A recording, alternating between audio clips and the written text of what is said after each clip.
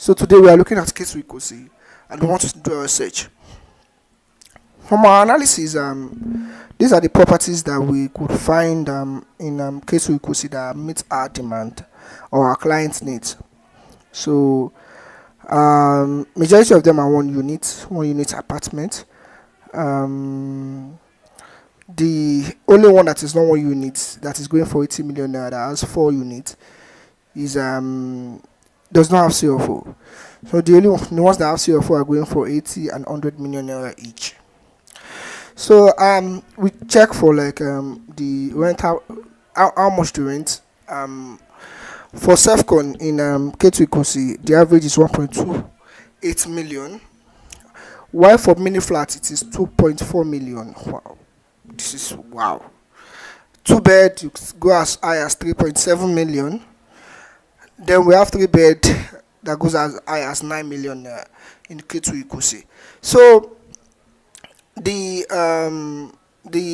property that we are looking into, we assume that we are going to rent it out for 5 million naira. So if we rent it out for 5 million naira, this is how much. I feel 5 million naira is too small. Personally, I think so. But let us just start. We are going to use like different assumption from the lowest to the highest.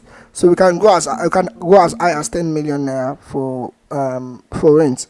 But for this particular one, we can just start with 5 million naira as our rent, as our base rent for our analysis.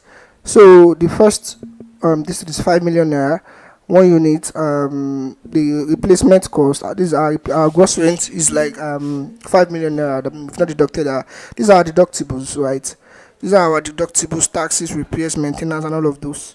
We have our total purchase is 160 million. Closing cost in 1 unit shouldn't be that crazy. 5 million naira. Everything sales price that we will look to sell it in nearest future. So this is what we have like as our if we are at 5 million naira, it will even at the end of our this thing will still be owing money. But because of this issue, we should increase it to like 10 million naira.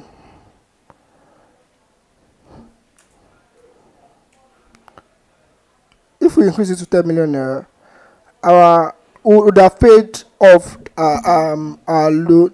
What's it called? We won't be paying loan at from our pocket, because if you look at it at 5 million naira, we are still paying till the end of the loan tenure.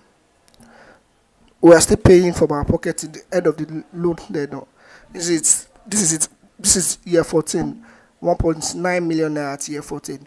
But if we do it as, let's say, 7.5 million naira, for example, let's come to the middle ground. 7.5. Oh, sorry, that's too low.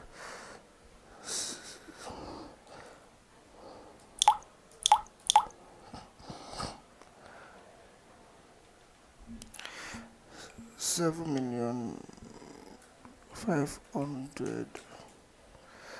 Yeah. So at 7,500,000 at that we'll still be paying at year. This should be year 10.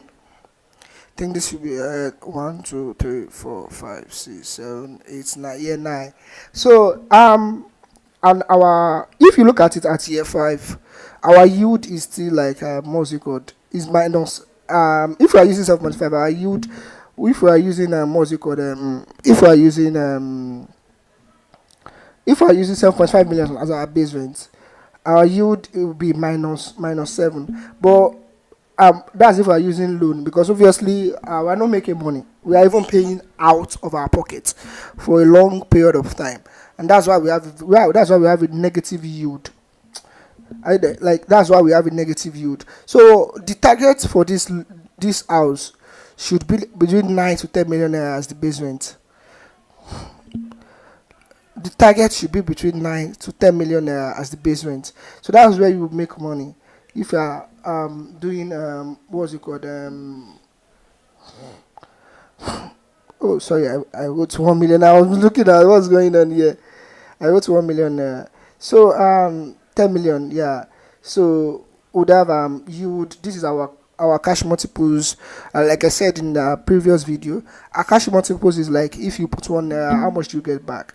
You get 3 naira 82 kobo back, and this you get 6 naira 8 kobo 0.8 kobo back. So basically these are the this thing, and for this, if we invest 160 million naira, these are the closing cost, the total cost, this total equity investment, the repayment, how much loan we're getting. So for this, basically, I'd assume that it will because for the house to be expensive as that much, we would be expecting a good rental income. We're expecting to sell it as at the end of our 15 year, we're expecting to sell it for 428 million naira. So that is all for this particular one. Tomorrow we'll do another one. Thank you.